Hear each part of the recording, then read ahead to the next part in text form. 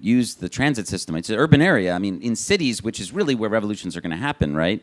In urban areas where increasing amounts of number of people live around the world, there are public transit systems where you have to pay to go on them. And if it's digital and it's not like a bearer instrument, if it's a credit card or something, it's trackable. And people were worried that the authorities were going to track if they used the ID card that was attached to their ID to go to and get off the protest point, right? So they were worried if they were students that they'd get suspended or if they would get fired from their jobs. So people would actually line up and use cash to buy one-time use tickets, right? Yeah, exactly. And some of the occasions, people literally left their bills and their changes on top of the vending machine. So the people after you, they could buy it even though they don't have any cash. So this is kind of like an adaptation to these surveillance tactics of the government. Yeah, or basically just evidence that like cash is like so important for democracy. Like if you don't have an ability to use private small transactions to do things like using public transit to go to a protest, you're just going to be disabled. Like it's just going to be very difficult. The other thing I wanted to raise, it goes back to Anna. Eventually it just becomes too much, and you had to leave. Can you tell us a little bit about what the Russian government did, and you just maybe a little bit about, if you're willing to, some of your personal experiences about having to flee? Yes, sure. So after they tried to attack us with the help of the banking system, and they realized that nothing works because we always found a solution. So they decided to go hardcore, and first they poisoned Alexei Navalny. They tried to kill him, and then he survived, but he was arrested, and now he's in prison. And our foundation was designated as an extremist organization, which actually means that we cannot continue our activities in the country. We became illegal, and we had to leave. So we moved to Europe. Now we're located in Lithuania. And to be clear, very illegal for someone to donate to you. Yes, illegal for everyone. It's even illegal to mention our name in the media without a disclaimer that we are an extremist organization. Like every media who mentions us, they should like make a disclaimer. Wow, so that's like a fine if you do that. Yeah. Wow. Yeah. And so then you and your colleagues ended up having to leave, and now you're based outside of Russia, and it's very difficult to continue your work because you don't have a banking system anymore. I mean, so talk to us about, because this must be such an issue for so many activists who've had to flee, right? Yeah, it's true. It's a common problem because we didn't even expect that we were going to face such struggles. When we moved to Europe, we continue our work. We continue working with Russia. Russians are our target audience, and we need to make some payments to Russia to support political prisoners in Russia, such as Alexei Navalny, political activists who fight inside the country, advocates assisting those people. We need to make financial transactions to support them, but Russia is now cut off from the international financial system. We cannot send fiat to Russia because of that, and also because there is the surveillance over the banking system in Russia. So all the people who are going to receive money from us, from so-called extremist organization, they risk to end up in jail up to 10 years. So you have adapted, and now, like you were telling me that a significant part of your financial infrastructure in terms of receiving donations, paying people inside Russia, you guys do with Bitcoin. Yeah, it's true. We receive donations in Bitcoin from Russians because Russians cannot use fiat to donate to us, and also they are scared, so they prefer to use Bitcoin in order to support us. And the same thing, we used Bitcoin in order to provide financial support because there is no other way. There's a friend of mine who said something really interesting, that the German government is looking into how it can continue to pay Holocaust survivors in Russia. The German government provides support for Holocaust survivors, and these elderly Russians, they can't reach them anymore because it's illegal due to sanctions to send money to Russia. So a way to continue to comply with sanctions and help Holocaust survivors is to do it with Bitcoin, and they're actually looking into doing this. Yeah, it's true, and those sanctions were aimed to stop Russian oligarchs from circumventing sanctions, and so they imposed sanctions on the entire country instead of targeting sanctions. But who suffer from these sanctions are actually people like us, activists, human rights organizations, because for us, this financial system is the only tool. So now we use Bitcoin, and Bitcoin is the only solution for us. But for those people like oligarchs and everyone, they have different tools to circumvent sanctions, not only financial. Well, it's also worth pointing out that one of the reasons sanctions are done is because when you send a wire to the Cuban government or the Russian government through its national banking system, like they're going to take a piece, they're going to rent seek, right? They're going to profit off that. So like governments in the West are trying to find ways to support organizations inside other countries without rent seeking, without providing profit to the local government. Now, before Bitcoin, like they basically would just say, oh, we can't do it, and we can no longer provide help, and people are stuck. And I've seen organizations have to refuse grants and all kinds of things. Thankfully, though, we have new technology that can allow us to keep going. So, Nathan, one thing I wanted to point out, I wanted to end with some like practical things as we've got a couple minutes left here. A friend of mine is a Hong Konger. They are in Europe now, and they continue to do work and research in Hong Kong. And the way that they pay the people inside Hong Kong is with Bitcoin. And then, like, you know, obviously Hong Kong is a very surveilled society. I mean, the number of, you know, surveillance cameras in every corner of every street is very high. But there are actually, for whatever reason, still Bitcoin ATMs in Hong Kong that do not require ID to a certain level of amount. So you can actually send Bitcoin to Hong Kong. People can go to a Bitcoin ATM with a mask on, and they can withdraw cash and be completely private. This is pretty cool. So this can continue to fund people at least at a small level, and I just thought that was worth sharing. That was interesting. Yeah, definitely. On top of that, there are new relief funds operating outside of the country, outside of Hong Kong. They're also receiving Bitcoin and other digital currencies as part of the fundraising campaign. And because like when you kind of accept it from these traditional banking system, you're relying them not to expose your identity. And that may not be the case because when like China applies pressure, they would probably like back off and then hand out the details of those donations. And I think this is the vision, right? So the vision, what we know is going to happen is the following. Eventually, the government is going to get rid of those ATMs. It's going to realize that that's a problem.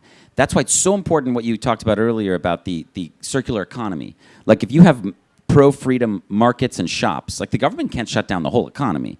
So you have thousands of these shops and marketplaces. They've got that yellow sticker on them. Now imagine one day if the yellow sticker meant Bitcoin accepted here.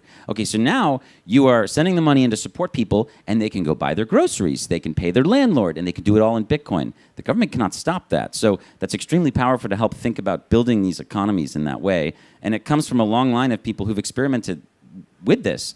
It happened in Ireland during conflict. It happened in America during Jim Crow. I mean, like, you know, African Americans would build their own financial systems so that they didn't have to pay the white financial system or whatever for services. They made their own. So this is kind of an interesting idea, and I'm seeing it kind of traced out in many places.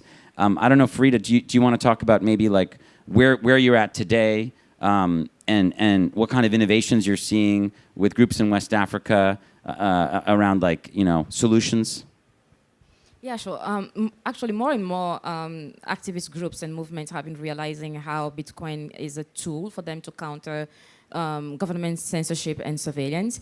My organization, the Africa Bitcoin Community, we've been trying to raise as much awareness as possible, not just only between the activist community, but within the countries as a whole. So we kind of like do educational activities to help people understand. And we are very happy that many movements and nonprofit organizations have come to us telling us we want to start using Bitcoin to be able to support our work. How can you set us up? They understand how it works and why it matters. And we really believe that it's going to make a huge difference in the coming years. And it's already making a difference in countries that are currently facing massive repression in Africa. I mean, as sort of concluding remark, I would just say that every single dictator goes after financial freedom in one way or another, and it's happening at an increased scale. I mean, we talked a little bit about central bank digital currencies. I mean, imagine if again, the cash is still like a key part of this. Like, cash is like if you're going to receive Bitcoin in a country, the safest way to turn it into fiat currency is to find someone you trust and sell the Bitcoin to them for cash. That's like completely private. But eventually cash is going to go away. Like, we're going to have these central bank digital currencies. So again, that's why it's so important that we create these circular economies so that when I send you Bitcoin, you can actually do something with it. You can go buy something with it. Otherwise, we're kind of in like a little bit of a trap. So that's such important work, and we're going to hear a lot more about that later today. We have a whole panel about building those economies from people all over the world, from Asia, Africa, Latin America. That should be really, really interesting. So I just wanted to give each of you maybe like 30 seconds. Like, what do you want the audience to know as a takeaway? And maybe we'll start with you, Nathan.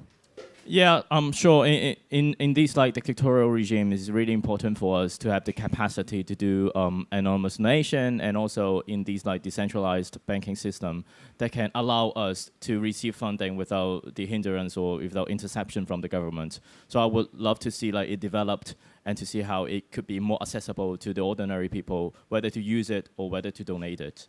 Thank you. Farida.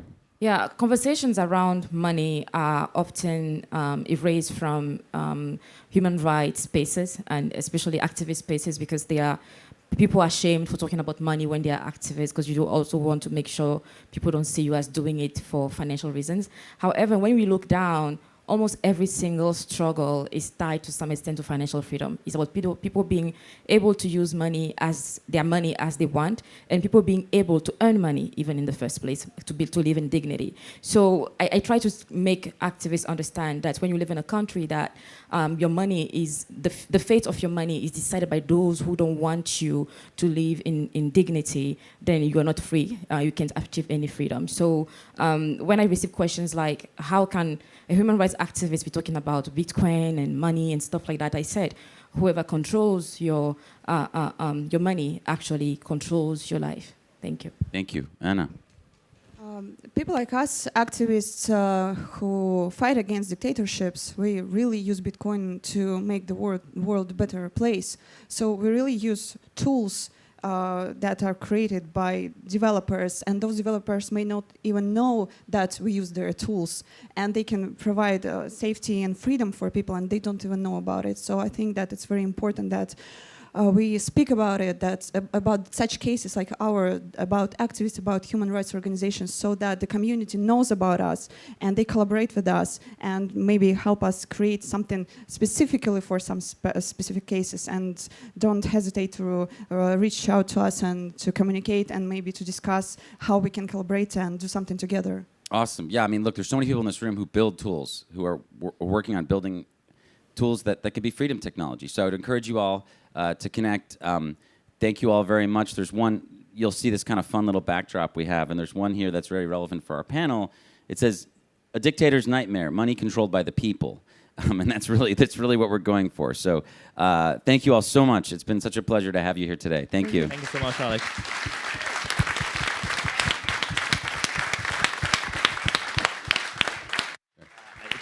Exciting to announce that we're going to have BTC sessions. My friend Island, they're going to come up and they're going to MC the rest of the day. They're going to keep us moving. They're going to provide a little bit of connective tissue while we get the next speakers ready. So welcome to Ben and to Island. Thank you so much.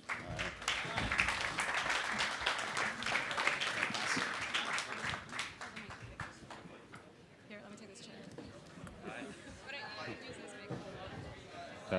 That's.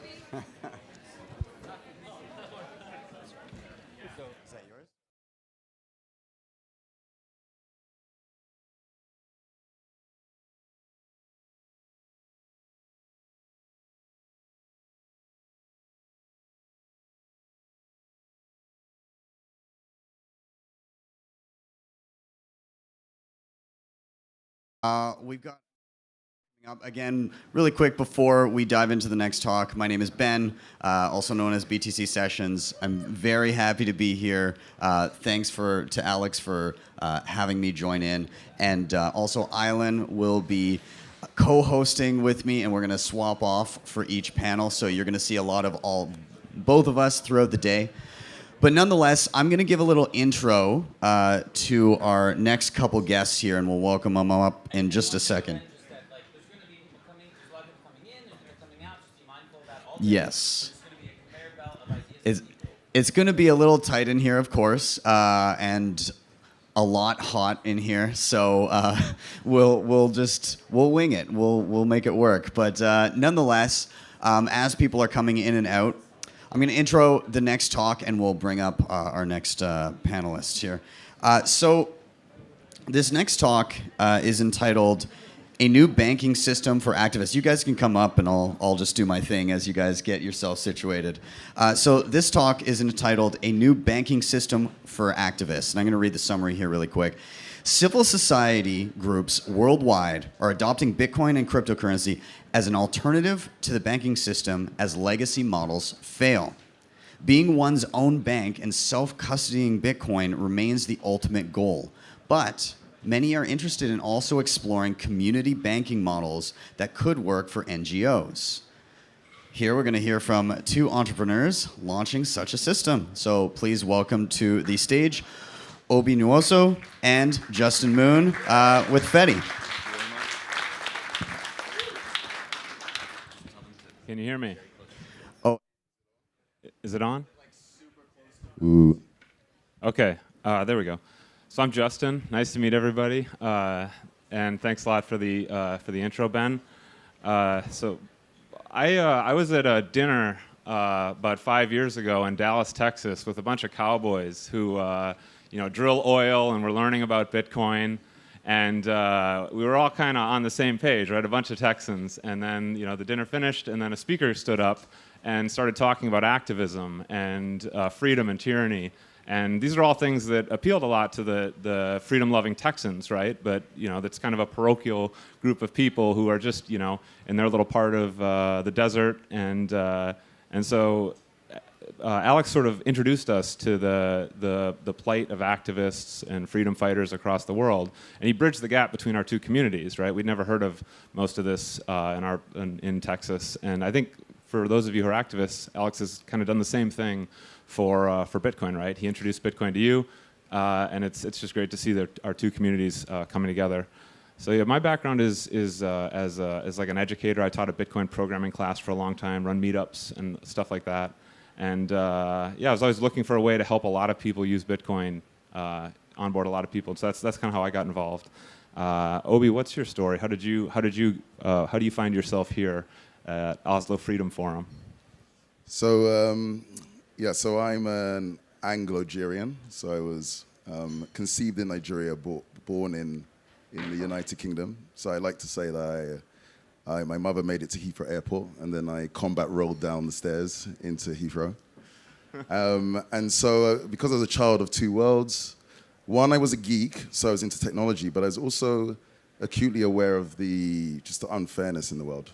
And so my friends in 2011, multiple of them sent me a link to the Bitcoin white paper, because this is right up Obi streets, because it's this freedom money, this meritocratic money, both things that he really likes. This is kind of how it goes now when there's a crazy AI thing going on. We're all like, okay, send it to Obi. He'll send it to Obi. The other one is AI, yeah.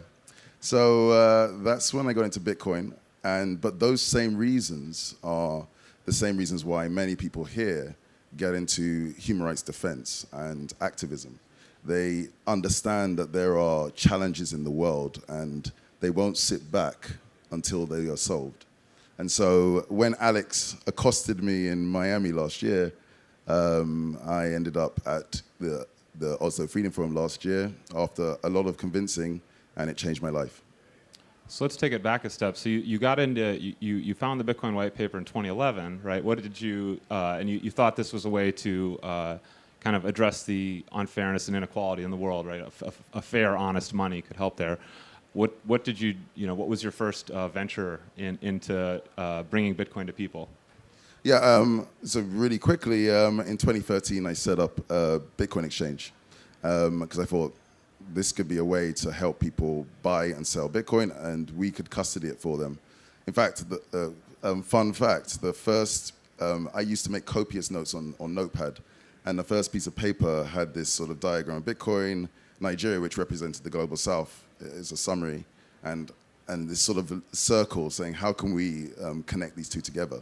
From 2013. Unfortunately, as the CEO of a soon-to-be regulated exchange in the City of London with institutional clients as your customers, at that point, the idea of our second market being Nigeria was just never going to happen. It's going to be Europe, it's going to be US, but not Nigeria, not Afghanistan, not anywhere else. Anyway, fast forward, and 2021, I was becoming increasingly disheartened because the people who needed it the most weren't able to access these systems, namely people who were either living in the global south or people who were living under the yoke of authoritarian regimes and dictatorships. So I decided I'm going to sell CoinFloor, the company, and find a way. And that led me to Prague, where I met our other co-founder. There's three of us. Eric Syrian, who's this incredible genius, who is the inventor of the Fedimint protocol that we're wearing on our, this very simple protocol that we're wearing on our chest right now. And he told me about this idea, and I realized that this was the solution. This, if we could get the right team together, the right support, this was a way of getting millions of people who are currently custodying on custodial exchanges off exchanges, giving them a better experience, and even more important, getting billions of people who are excluded from those, people living under the yoke of authoritarian regimes or people living in the global south, to have an experience that's better than the custodial exchange experience. The rest was history. So a little over a year ago, you were, maybe 18 months ago, you decided to sell your the exchange and just go looking for a way to fulfill your initial vision and kind of dream about how Bitcoin could play into making the world a better place. And but didn't, and then you found Fedimint, which is what we work on today. And we were more like kind of a fan of it, right? You're a fan, a promoter, trying to explain people, a communicator, teaching people about it. And then a conference in Miami happened last year where many new people became interested, and Alex invited you to Oslo Freedom Forum. What happened next? Yeah, but before that, that's also where you met Eric as well. What was your story for meeting Eric? Yeah, so I went to a conference last year, Miami Bitcoin. It's a huge Bitcoin festival, 20,000 people. It's just kind of a crazy place.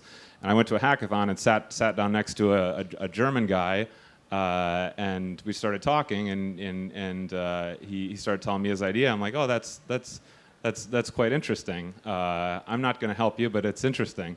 And then the next day, I run into him again, and we talk more and get a little deeper. And I'm like, I could actually help with this. I know a lot about this sort of thing. I've worked on multisig, I've worked on consensus protocols, and that happened each day. We'd run into each other, and then by the end of it, it was like, okay, I'm going to go visit you in El Salvador. That's where he was living at the time. I just hopped on a plane, spent a week with him in El Salvador, and by the end of it, we made a really crappy app that could send lightning payments. Couldn't receive, but it could send them, and that was history for me. And it was a great testament to character and the fact that you were also always into communities and community custody as well. But yeah, after CoinFloor, it'd be nearly a decade. I wanted to take 3 or 4 years off. I didn't plan to work for a while. To his great testament, Alex, as he's done with many people here, convinced me to go to Oslo Freedom Forum. He said, you really need to show this to the people at the forum. And so I decided, okay, I'll go. And that changed my life. I met some of the most inspirational, the most powerful, the most brave people I've ever met. And shortly afterwards, there was a 2-day retreat that a few of us went to. And again, I got to know them more deeply, more in depth. And on a flight back, a conversation struck up between Jeff Booth, who's a noted Bitcoiner and now an investor and great friend, and Leopoldo Lopez, Ludmila Kozlovska, Roya Mahboob, where they were talking about the people here, the activists and human rights defenders, have the ability to roll out freedom technologies like Bitcoin to millions, if not billions of people. But what I realized listening to that was that Fedi and Fedimint was the only way to do that at scale and accelerate that process. And so I came back, talked to Justin and Eric, and the rest was history. They, to my great appreciation, just decided to join together and form this company. We launched a few, in fact, actually, today is our 1-year anniversary. We've been around for 1 year now, by the way. Renata just reminded us of that just outside. but we've just been so focused on delivering for all of you guys and committing to you guys that we forgot about this. So we launched a year ago. Since then, we've raised money from incredible VCs who share our mission and vision. We've amassed an amazing team, and we've worked with people in LATAM, Africa, in some of the most difficult circumstances to make a product which is as simple for everybody, everywhere. And that brings us today. We have it launched, and Fedi is basically ready. So what is Fedi? In summary, without getting in detail, Fedi is a way for individuals to collaborate in communities. Those communities can be organizations, villages, they can be activist cells, they can be any form of community. And they can take control of their money, they can take control of their data, and they can take control of aspects of their digital lives, such as chat. So imagine you are able to have chat conversations like the ones you will have on WeChat and Signal, but without having to have a WeChat or Signal, where one organization, one government can lock off access to your chat. You can hold sensitive data, but without having to hold it on Dropbox or Google, where one organization can lock off access to your data. And of course, you can hold your Bitcoin, your money, but without one organization, a Coinbase or Kraken, being able to lock off access to it. So you can take control of your money, and the transactions and the usage can be private to your organization. And I think one of the key things for activists is that, and this is what's beautiful about Bitcoin, is you don't need any permission from anybody to set this up, right? So it's like the community self-custodies the Bitcoin kind of for itself, right? So it's the permissionless aspect of Bitcoin. You don't need to apply for a license. You don't need to ask permission, as long as you just need to run the code, right? So this is kind of the beautiful thing that Bitcoin makes possible. I think, yeah. So you kind of alluded to this, but how does this compare to other options that people have, right? Like, why do people need this? Why is this better? So let's talk about two use cases. I'll take one, you take the other. Okay. So the one will be, how does it compare to things that many people might be used to? So how does it compare to custodying on an exchange? You know, they ran an exchange for a long time. And it might surprise you, but there's sort of two reasons. One is cost, and the other one is complexity. Now, normally people think that exchanges are actually relatively cheap to use and they're not very complex. But increasingly, the operational and administrative overhead of running an exchange it will go up, and it has gone up, and I've seen it go up over a decade, and it's just got worse after I left. What this means is that an exchange operator is a commercial entity. They have to make a decision. Is this customer worth my time to have as a customer? And now, if you're in the West, the answer is almost invariably yes. But if you're one of the 3-4 billion people who live either in the global South, it may not be worth their economic time to have you as a customer. So one way or another, explicitly or not, they will slowly offboard you. Or doesn't make sense if you're living under the yoke of authoritarian regime or you're working with people who are doing that, i.e. activists and human rights defenders. Because again, the complexity of trying to figure out when a regime has done a smear campaign against you, I think it's called a slap, for example, where they provide false information translated to multiple languages. And are you, as an operator of an exchange, going to translate that, figure out what it means, or you're just going to offboard the user? You're going to offboard the user because it's not worth your commercial time. So increasingly, it excludes the people who need it the most. The second issue is the issue of complexity of experience. All this administrative overhead, some of it has to be increasingly passed on to the customer. So when you make deposits or withdrawals, you'll be asked increasingly more questions, making the experience less and less compelling. Now, when you have something like Fedimint and Fedi, run by your own community for the benefit for your own community, well, first of all, in that case, you're not doing it as a commercial enterprise. You're doing it at cost. So the cost is going to be significantly below, if not free.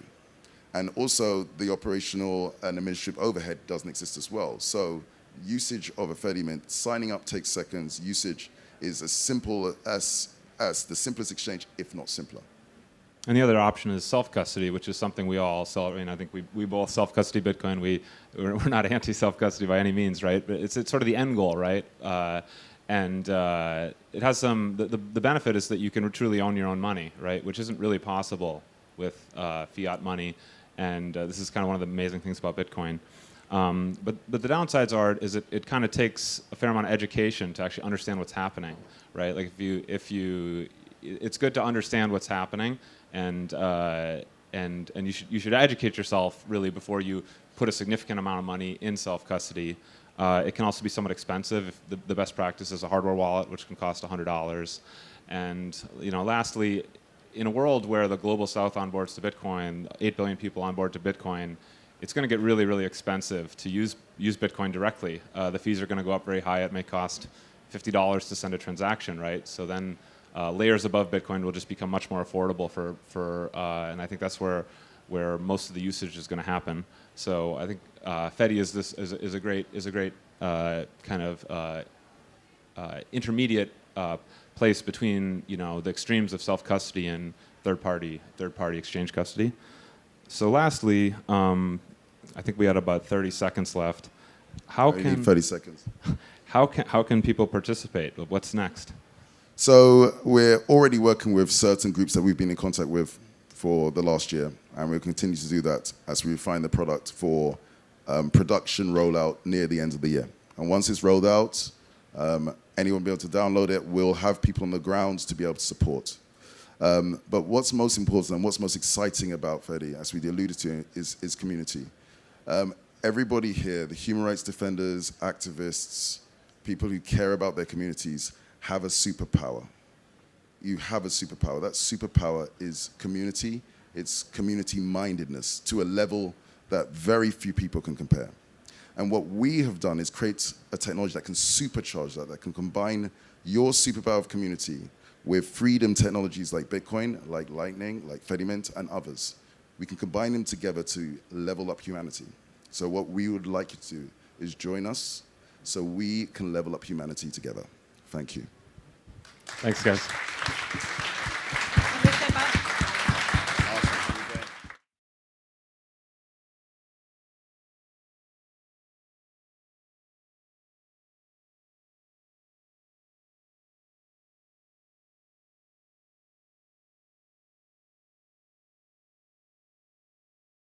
My name I am the writer of the Misfit newsletter, where I explore the topics of human rights and financial freedom. So it is an absolute honor to be here with you all today.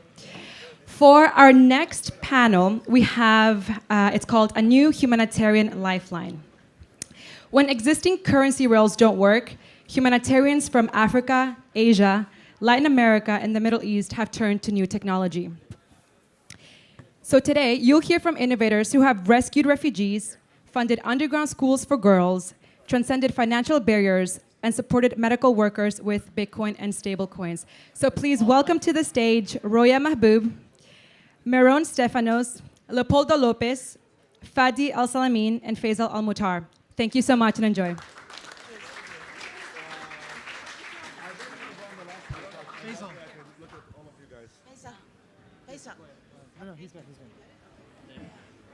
Yes.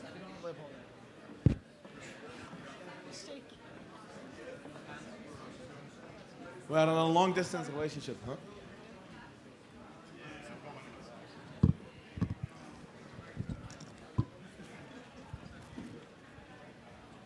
Just Leopoldo, right? Get started. Hello, everyone. Good afternoon. My name is Faisal Said Al-Mutar. I'm the founder of Ideas Beyond Borders, which is an organization that translates and make banned information accessible in the Middle East and North Africa, as well as Afghanistan. I'm very honored to be joined by, really I would say, members of my family, or the Human Rights Foundation family, and really discussing the kind of the applications and the challenges that the kind of the conversation about Bitcoin is facing in the human rights space. I was briefly mentioned is that my organization works in Middle East and North Africa. We recently expanded to Afghanistan, and when the collapse of the kind of the government of Afghanistan happened, many of the women, mainly teachers, were asking us to support them to build a network of underground schools all across the country. And my organization supported them through our program called the Innovation Hub. And during that period of time in which it was very challenging to utilize the Hawala system or kind of any form of traditional payments, wire transfer, etc., Bitcoin came to help. And what was interesting, I mean, as I was learning on the go, is that Bitcoin, to some extent, have a human ATMs all across the Middle East and North Africa. There are some WhatsApp groups, there are Signal groups, Telegram groups, etc., in which you can identify people who are be willing to buy or sell Bitcoin for the local currency. That way, they can support them. So I was introduced to Bitcoin by a friend of ours here, Alex Gladstein, which I'm sure I know him as the prophet of Bitcoin. He pretty much have made that subject more popular than a lot of things. But we're very thankful for him, and I'm really happy to get started with a very diverse panel who do a lot of amazing work. So I'm probably gonna start with you. Yeah, I mean, you work a lot in many parts around the world. I recently saw that you posted about your new program, the Innovation Hub in Bitcoin. So can you tell us how you have utilized Bitcoin over the years and what's the future holds for your new programs? Thank you for having me. Well, I'm Meron Estefanos. I'm from Eritrea, but grew up in Sweden. So I'm also a refugee advocate. So one of the problems that I've been having is like payment, sending money for different purposes. So as a refugee advocate, I get all kinds of phone calls from refugees that are kidnapped and they are getting tortured for ransom. So families have to listen 24 hours on the phone while their loved one is getting gang raped, tortured, all kinds of things. So I start raising money to free some of these hostages. And so it was easy to raise 200,000 USD in one day. But the hardest part was how do you send the money, because they're giving you only an hour and a half to pay for someone's life. So in 2015, I've had an 18-year-old hostage that I was planning to pay for because I couldn't make the payment in an hour and a half, so an 18-year-old young man was killed. So I always ran into this kind of hardship. So the only way I could send money was MoneyGram. And MoneyGram banned me. They called me. They say, you're not welcome to use our services. So I was left only with Western Union, which is like 4,500 max. That's how much you can send.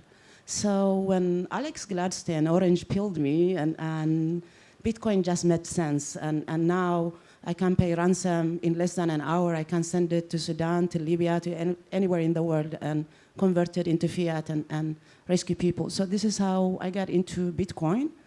And I saw it as a lifeline for refugees. Also, many of the refugees, they live on remittances. And none of them have ID, none of them have a bank account. So even though they receive money monthly, but the hardship is they can only depend on Hawala. And Hawala is never safe because people actually disappear with your money. So that's when the idea came. I said, I want to move to Africa. So I just moved to Africa about 10 months ago in Uganda. This week, we opened the first Bitcoin Innovation Hub in Uganda. The idea is like to make it a home for bit devs, skill training. We're doing all kinds of things, but it's a new thing. So I would love anyone wants to come and visit, please visit us in Kampala. You mentioned that one of the unfortunate reputation of Bitcoin is that it is being used a lot by criminals and thugs around the world. What's your counter argument to that? Well, cash is being used by criminals as well, but we forbid it. We don't. So that for me, that's just absurd. Just like criminals, cartels use cash, right? Like everyone uses cash, but we don't forbid cash just because criminals are using it. So when you are living, especially in Africa, so it doesn't even make sense. Roya, I remember the days when we were both together seeing the collapse of the Afghanistan government. And I know you've done a lot of work in trying to help people get out, supporting a lot of women. So can you elaborate more about how you've utilized Bitcoin in Afghanistan and how do you see it going on in the future? Sure.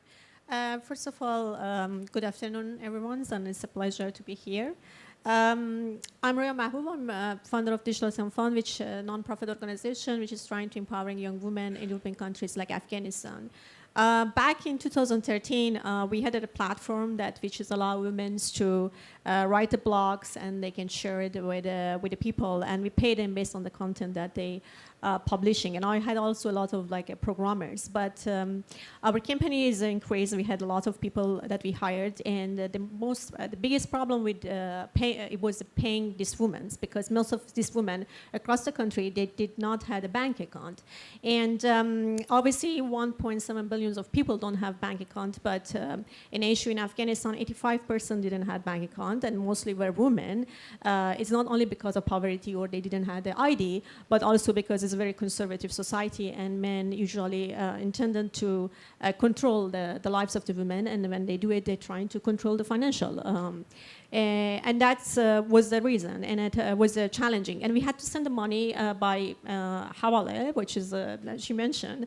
And then it's all, again, is very male dominated, and usually the male relatives take the money, and you cannot do anything. And all our program was to empowering the women. We tried to using mobile money, which was very successful projects in Kenya, but it wasn't the case in Afghanistan. And then we heard about Bitcoin, and we thought that, so it might be a solution. And we developed a digital wallet, and then with push of a button, women can receive their monies in their digital wallet, and that was magic. It was Bitcoin helped us to bypass the physical barrier problems, and women could control their own finance. If they don't need to go to the bank to stay in the line, but they had their monies in their wallet, and no one could take from them. That was the reason that we started in 2013, and then we started to provide educations about the Bitcoin. But moving forward in 2021, when Afghanistan collapsed, the previous government collapsed and Taliban took over, overnight, lives of millions of people changed, and there was an issue because many of people trying to escape, and obviously the people who work for the previous government or work for the U.S. military, everybody is scared, and probably you, or maybe some of you have seen what's happening in the news. And then the challenging was that the banking system was collapsed at that time. And there was no any way that you can send the money to Afghanistan. There was, most of the bank was ran out of the cash. The Western Union and MoneyGram didn't work well. And many of the organizations and people had a struggle to send the money to Afghanistan. 1/3 of the population suffer from food insecurity. And 50 to 70% of people didn't have money to pay for their house or renting of the house.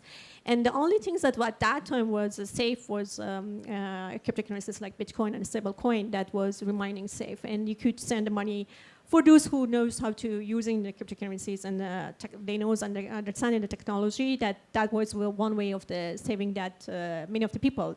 And I know many of the organizations all used to use the Bitcoin to paying for the evacuation of the people, because was at the time was very difficult to paying. Bitcoin is, I think, for us is a beacon of the hope, and as well as an alternative financial tools to help many people. Probably the answer is yes, but I would like you to elaborate more.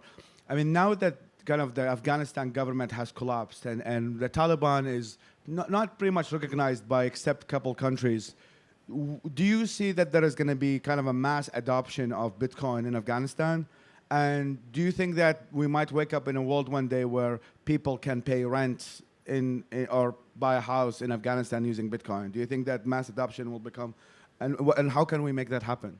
Actually, after the collapse, many of people start using cryptocurrencies like Bitcoin and stablecoin. The markets was getting big in the bigger cities, but unfortunately, Taliban found out that this way they cannot control on the money, because through the bank they can understand that who received the money, especially the people who are in their blacklist that they are supposed to be arrested, or they work previously for the government and hiding themselves. When you send the money to them, they go to the bank to receive their money. So that's the way that they can arrest them. And then through Bitcoin, they can They cannot. And also the people who evacuated, they're selling their asset and they're sending to the cryptocurrencies outside the money. So that was another way that they didn't had a control. So they had an issue. So unfortunately, as many other authoritarian regime, because they want to control the finance and then control people's lives by controlling their finance. So they shut down all of the crypto market in all the bigger cities, and they make it illegal usage of the cryptocurrencies. But it's still the younger generation of the Hawala people, they are using the crypto in a hard way. And I think that one way of adoption is providing education. Many of the people, unfortunately, don't understand about Bitcoin, and they're hearing about news, which is mostly is bad news, and that has affected people to be skeptical. But I think that education is the way that we can make it a way that for adoption of the Bitcoin. One last question. I mean, I'm sure there are some here in the audience who are like Bitcoin experts, but also some of them I heard that are developers. And so what message do you have for people who are developers of Bitcoin should know about Afghanistan? What do you think the technology should evolve to match the need that you're talking about? I think that we need engineers to develop the applications that be more user-friendly and then as well be easy to understand, because many of these people, they are ordinary people. They are not tech-savvy or not technology people. We have to design the app like for someone that's 65 years old or for 40 years old who never used like a computer, but they can use their cell phone. And it should be easy for them and also be multi-language. So it's another important things that you needed to design. Another thing I think that developer and engineers has to know is that we needed more inclusivity. I mean, they needed to be partner with the local people and understand the needs of them for a specific needs, because organizations and then people from different countries might they have different needs. So you needed to building an applications for the needs of the people, and it's only happen when you are going to be partner with the local people and involving them in the process of building your app or your project, because that way you can be more succeed to implement that projects in the ground. Another way, maybe not for the developer, but I would say for the corporations and an institution that they're working in cryptocurrency, I think it could be a part of their responsibility to working with a non-profit organization or educational organization to provide education. And education should be easy and it's understandable. And then we have to implement the education from very early. I mean, putting in a financial literacy in the schools, because many of the younger generation, they need to know about this. And the Bitcoin is the future, and then it's today and also it's for future. It's good that they understand that from early age, so that would be in the future they can use it more. And my guess is that more translations of Bitcoin materials will definitely help expedite. Exactly, localize. Fadi, so I guess you are my fellow Middle Eastern here. I mean, speaking of the Middle East, this is probably as hot as the Middle East, this room, so I can. And I was the one who was decided to wear a jacket to look presentable. So I'm regretting that already. So I mean, unrelated, but my parents just moved to Texas a couple years ago, and they think Texas is cold. So this is what I come from, originally from Iraq, and now in New York. So Fadi, you are known as the person who was fighting corruption in Palestine. I see there are a lot of, I sometimes see in your feed in Arabic that there are some Arabs within kind of, I would say, the older generation, even sometimes the young, who are really opposed to the Bitcoin. They think it's like kind of game money or something like that. What's your response to that, and how do you see Bitcoin being more mass adopted in the Middle East? Thank you, Faisal, and good morning, everybody.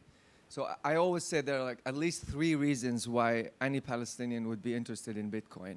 And they're my grandmother, corruption, and Oslo. And I will explain. My grandmother lived to about 95 years old.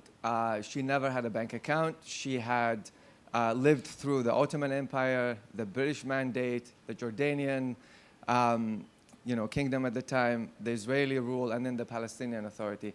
Never ever had a bank account. She always wore this beautiful dress that had coins on them, gold and silver, and she was, in our family, the first original Bitcoin or coin holder. So if she would be alive today, she would say the same thing. Where's your coin? Where's your Bitcoin? There's a reason, because she needed to have her money with her. There was political volatility. There's no way that she would trust a bank or want to wait for, in the middle of war, she'd have to go to a bank. So that's the first reason. The second reason is corruption. I started about 12 years ago an anti-corruption campaign within my country, and millions of people followed it. Millions of people started, supporting what I am doing. Thousands of people sending information on corruption schemes and exposing all kinds of stories. And I never thought that one day my own bank account would be used against me, would be weaponized against me. I woke up one day, and after realizing that the president and his team were very angry with me, I found 4 articles in one day in the Al-Akhbar newspaper, which is a newspaper that is owned and funded by Hezbollah, which is a terrorist organization in Lebanon. I had 4 articles written about me in one day. And in those articles, all my very specific, detailed banking information, my US passport, my address, my house, it was very, very, very scary and very terrifying. But it was a very clear example of how an authoritarian regime, an anti-democratic authority would use your own bank account to silence you if you are criticizing their corruption. So, Alex, at the time, Alex Gladstein said, you should be using Bitcoin, and that was the beginning of my journey. Isn't that the beginning of all of us here? Yes, absolutely. And then the third reason I said Oslo, and this is really, I know many of you are like, what is he talking about? Oslo, how does this relate? There's Oslo is very famous, obviously, in between Palestinians and Israelis, because in 1993, the Oslo agreement, peace agreement between Palestinians and Israelis was signed. And parallel to that agreement was something called the Paris Protocol, where basically Palestinians gave up entirely financial independence. We are not allowed to have a central bank. We're not allowed to have a currency. We must use the currency of the Israelis. So foreign aid, when it is sent to the Palestinians, it has to be sent into shekels and then sent. So basically, any foreign aid that comes to the Palestinians ends up strengthening the Israeli shekel or the Israeli currency, which is something that both the Israelis and Palestinians complain about. So these are the 3 reasons why I think people in my part of the world are already using Bitcoin, turning to Bitcoin, and to my surprise, I thought, it would be something not as popular, Faisal, but actually, I'm beginning to see it, especially among the generation, people who are in their 20s and so on. Either they're going on YouTube, learning how to use it, adopt it, etc. And so that's been my experience with Bitcoin. What's the kind of the legality situation of Bitcoin in Palestinian territories? Is it banned? Is it don't ask, don't tell? What's the? It's by the government is frowned upon. So I do know, like there's a story I learned a couple of months ago that basically the Palestinian Authority raided a facility because they saw an uptick of electricity usage. And they basically said, you are mining Bitcoin with Fadi al-Salamin, or what are you doing? Why are you having a high electricity usage? So it's not as popular. And I'm happy that Leopoldo Lopez joined us. Good morning, Mr. Lopez. Good morning. How are you doing? Good. Did you have your coffee yet, or? No, I did have my coffee. No, and I'm sorry I'm a bit late, but I was in another panel of families and relatives of political prisoners. So. Well, thank you so much for joining us. So, Leopoldo, you talked briefly about the World Liberty Congress. I'm sure that some people here don't know about it. Can you let us know what's the World Liberty Congress? Well, very briefly, as you have all seen, there are a lot of activists here in this ecosystem that the Oslo Freedom Forum has been putting together for 15 years. And there are other places where activists meet. But we realized that there was a need of doing something after this type of events finished in order to work together, because the world has become connected in many different ways. And what we have found is that our struggle is very similar in each country. We have people from Eritrea, from Afghanistan, from Palestine, from Venezuela, only in this panel, but from Ukraine, from Kazakhstan, and many others who are facing the same struggles or facing the same challenges. And we realized that the autocratic regimes are working together. I'll just give you an example. The president of Iran was yesterday in Venezuela. Lavrov was in Venezuela. The foreign minister of Russia was in Venezuela 3 weeks ago. So they are working together to expand their worldview, to kill democracy, and to undermine human rights and freedom.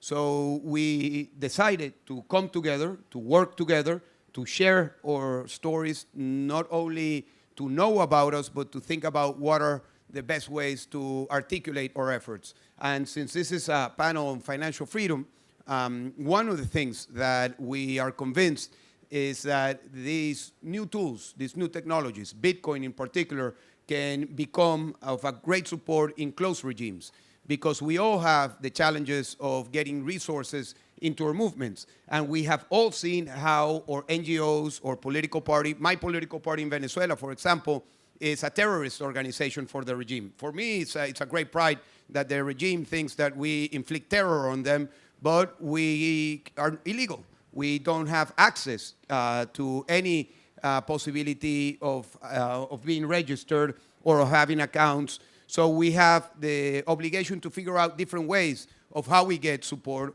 of how we get support from the outside, or how we give that support to our activists. So this is one of the things that we are coming together, and I have learned of what has been working in Eritrea, in Afghanistan, and in many other places, and the story is very similar. So we believe that this is one of the things that is very important. And just one comment. I know that many of you are interested in human rights and in financial freedom and Bitcoin, and there is a convergence. There is a convergence. I've been talking and learning a lot about Bitcoin and crypto, and particularly about their philosophy. And their philosophy is, which I share, it's about freedom, and it's about values, and there is some value-oriented discussion there, but that cannot be isolated. So what I would invite you to think about is what is the convergence between financial freedom and political freedom. And that, in that Venn diagram, that intersection, that is something that we have been discussing, thinking, and acting upon. So thank you. We have many people who are Bitcoin experts and developers here. What do you think they should know about kind of the use cases Venezuela is having for them to develop a better technology? What do you think they should know?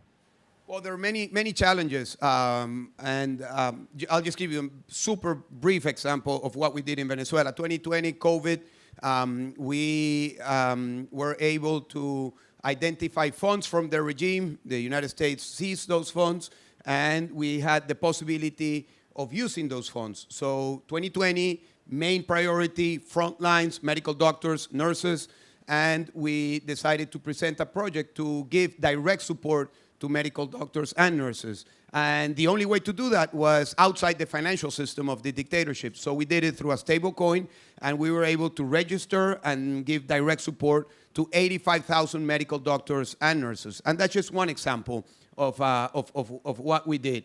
But my advice, or I'm nobody to give advice, but my invitation would be that you think about the issue of freedom beyond your specific and narrow idea of financial freedom. Because I hear a lot about financial freedom from central banks and financial freedom from the SEC. And yes, that's important. That's very philosophical. That's very long term. But I would invite you to think about what type of impact this can have in concrete freedom challenges that people, like many of those that you've been meeting in this conference, have.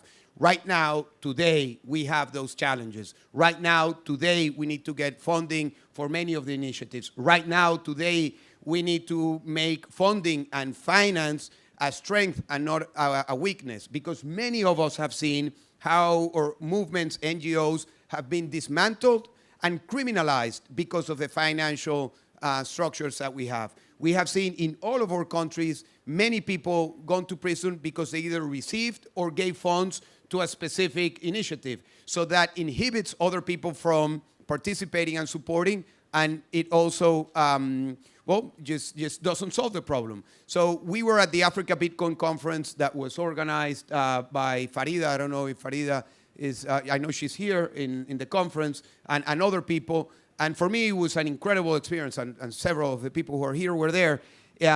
Because the conversation about Bitcoin was not about the value, was not about the fluctuation, was not about the regulation, was not about FTX, was not about scams. No, the discussion was about solving problems. How do I get my remittances? How do I do it in the least expensive way? How do I do it privately? And how can we improve technologies for this? So the Global South, it's where it's happening for this.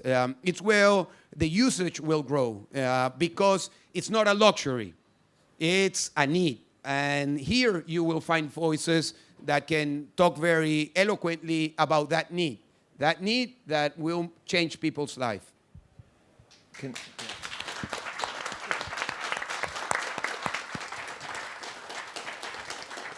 And by the way, I mean, Ideas Beyond Borders is the fiscal sponsor of the World Liberty Congress. So if you guys need to give them some support, you have to go through me. And please do. And I will do the vetting. Svadi, I know you have something to say. I just want to say one other thing. We have, as human rights activists, as people who are very interested in using Bitcoin, we did receive a lot of help and support, and from people among you in the audience who are listening to us, developing the right technology that is going to make it easier for adoption.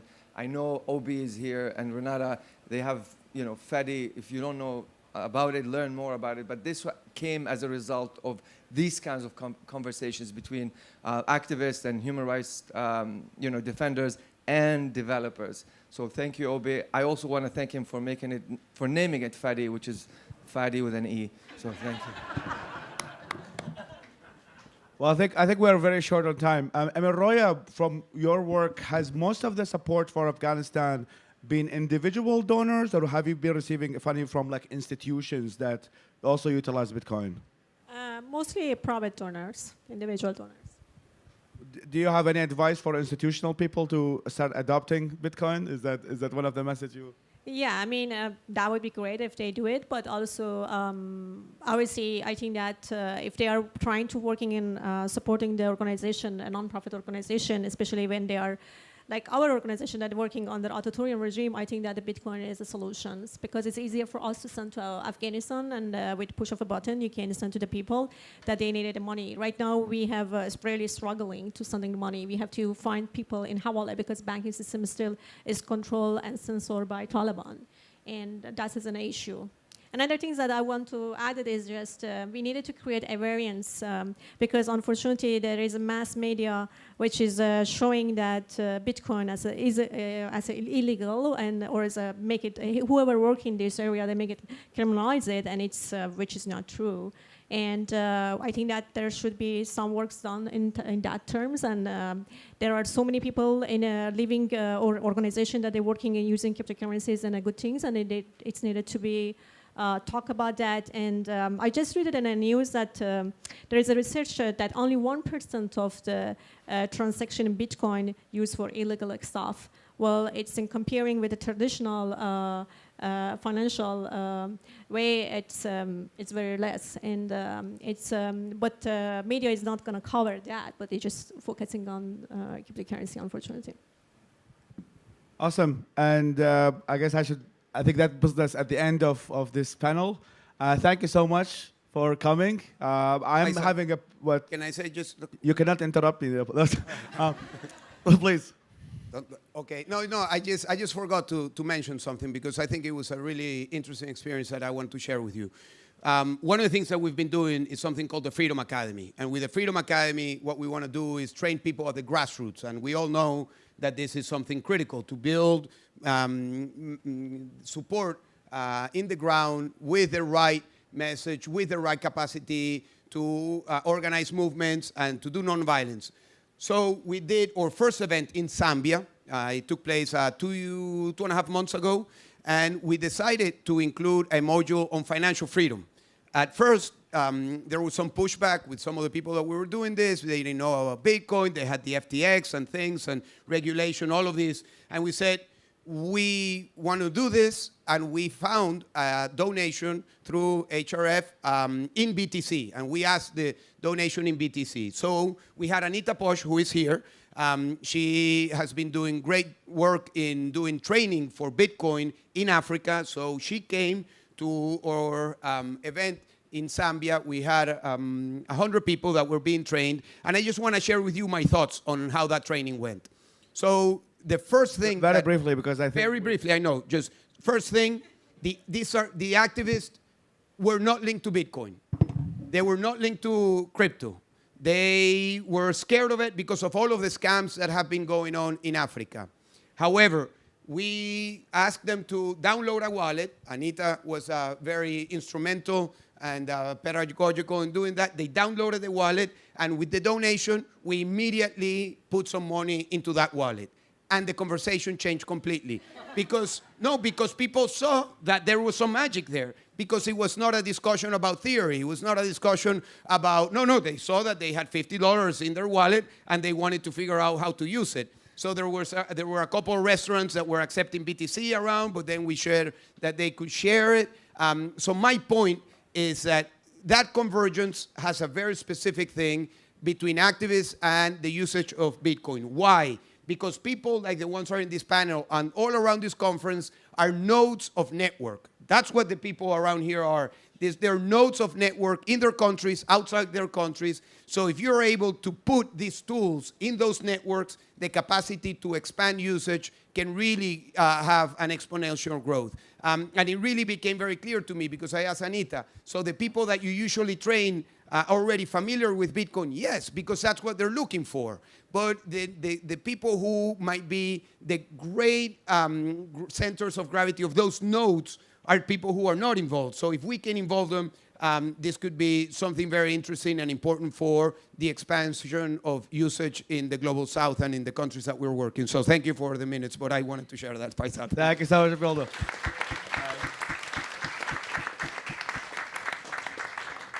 Well, the panelists will be around in this venue, and I have a talk at 2:15 about the Iraq War. And please follow everybody here, and thank you so much for joining. Thank you for coming.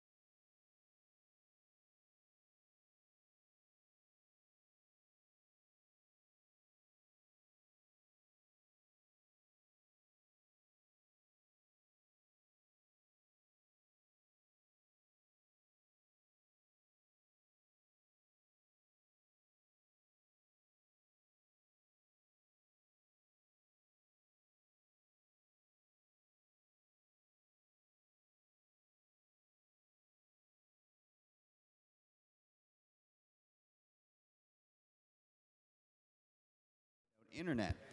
For hundreds of millions of people, especially in Africa, smartphones and internet access remain out of reach. Many still use feature phones and can only interact with digital networks over SMS-type services.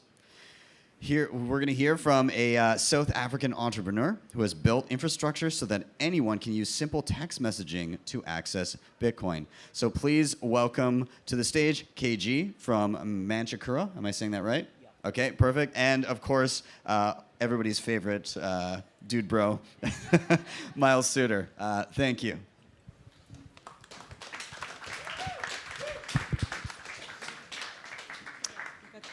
Hello, welcome everybody. My name is Miles Suter, and thanks for this nice intro, Ben. Today's actually my 6-year anniversary of joining Cash App, where I was so lucky to join Mike Brock from TBD and Jack Dorsey on a Hack Week project and help bring Bitcoin to over 10 million Americans and be the first public company to invest in Bitcoin and invest in Lightning Network. And so very, very proud to be here. I'm super passionate about bringing Bitcoin to the people that need it the most. And to start, is this working? There we go. I'm so honored to be here with KG, who's using really innovative methods to bring Bitcoin to the people on the continent of Africa and meeting them with tools that they're familiar with. And so just super happy to be here. And please give KG a warm round of applause as we get going. Thank you, everyone. Thank you. I'm Hotatsu Ngako, and sorry, real quick. Back in 2013, I had a bold prediction. I was learning about M-Pesa and all the progress of mobile money operating in Africa and the opportunity for Bitcoin to take hold. Unfortunately, I think this prediction has been quite off because I think 40% is probably at 70 or 80% of Kenya. And meanwhile, we're seeing growing and budding activity in Africa, but we need more people like KG. And we're going to get through some of these topics, and hopefully by the end of it, we can land on what else needs to happen. But I just want to give a huge shout out for the tools that you're making that make it more accessible, because we need to win, because Africa is the future, along with the global South, of how we win the world. I think we're stuck here. yeah, technical difficulty. So, Okay. yeah. Well, now I want to hand it over to KG and talk about how did you come up with the idea? Who are you serving? What are your users? And what are the use cases? Cool. So effectively, I have an interest of bringing Bitcoin to my communities, right? I grew up in a township in South Africa. Well, this is one of the townships in South Africa. The specific picture is of Bitcoin Ekasi, right? In Mossel Bay. If you see Herman around here, tell him hi and say I sent you. And effectively, right, there's a few barriers to doing that. Not everyone has a smartphone. Not everyone has an internet-connected device. The people who do have smartphones may not have a smartphone that is a flagship device, and that basically means they don't have enough storage on their devices, right? So they're not in a position to install an app like Wallet of Satoshi or Phoenix Wallet or whatever your favorite Bitcoin wallet is. So, and if they do have a flagship device and you tell them download this wallet, they may not have data, right? Because data is a little expensive in South Africa. So yeah, and let's say then you hotspot them, then you deal with a storage problem. And so what happens, of course, is USSD is a thing, and mobile money has proven that digital payments can actually be done without an internet-connected device through USSD or GSM. So let's take a moment and explain USSD to folks that might not be familiar with it. In my mind, it's like a giant phone tree. If you call the doctor's office, hit 2 for this one, and then get a list of 10 other things, hit 10, and wind your way to the option that you're using for. But it's a very common tool that allows people across the continent to take care of various services and utilities and whatnot. Can you describe how integrated into people's daily lives it is? Yeah, so it's basically a prompt and response interface. Basically what you see on the screen now is that, so you get a prompt and then you get options like this is the client feature, right? So you can propose a send, do a deposit, see the balance in history, and then when you reply, you just enter the option number. In this case, let's say you want to check the balance in history. So you type select and type 3 and send that, and then you'll see your balance in the history. So it's a prompt and response interface just like ChatGPT, but you see the most recent messages only, right? And it doesn't store the message history. And unlike SMS, you are not charged for each SMS. You are charged for the session time, right? So each session is charged every 20 seconds. If you do not get input within 20 seconds, the session dies, right? So that's why it's also so quick and so easy to use, because you are forced to do everything within 20 seconds intervals. And yeah, that's basically it. And on these on these phones, how do people handle their data? And people might remember a number of years ago, I remember seeing Facebook, they're going to offer free data for Facebook. And to me, it was going to lead to a pernicious situation where they're trying to convince people that Facebook is the open internet because that's where they get the free data and they're incentivized to stay within there. Talk to me about these silos that you see and how this can help be a solution to that. Yeah, so that's basically the topic of net neutrality, right? So if you are a developer or you have an app and the people in the country you're trying to service use services like Facebook for free, they can always access Facebook, so they may not feel the need to buy data that works on the other apps or other services, right? So when you make a proposition, you're not in a position to get to that user until the user has data that works generally, right? So let's say Cash App becomes available in South Africa or any other market with Facebook for free, right?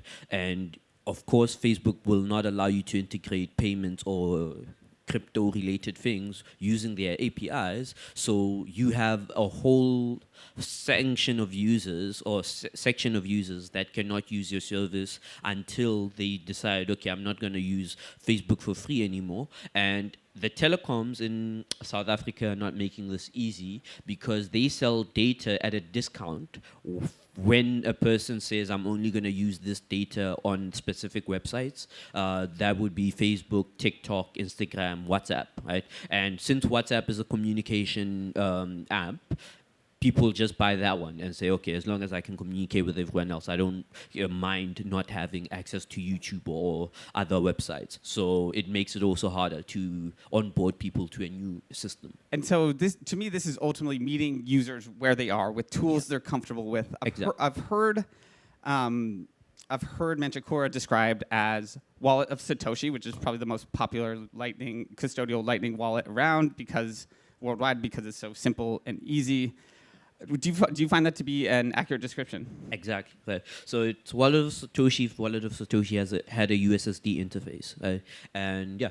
And then I was blown away by this answer yesterday when we were chatting. But everybody in this room knows, hopefully, not your keys, not your Bitcoin. Is there a world where we can move to a non-custodial Manchikora on USSD? Yes, right. So effectively, right, there's a thing called Java Card, right, a technology called Java Card. So Java Card is the technology that's on the chip on your SIM card, right? That's on the chip on your credit card. That is on your chip on the tap signer if you use a tap signer. And you can effectively program that to store private keys and use those private keys to sign Bitcoin transactions. That is what tap signers are effectively doing.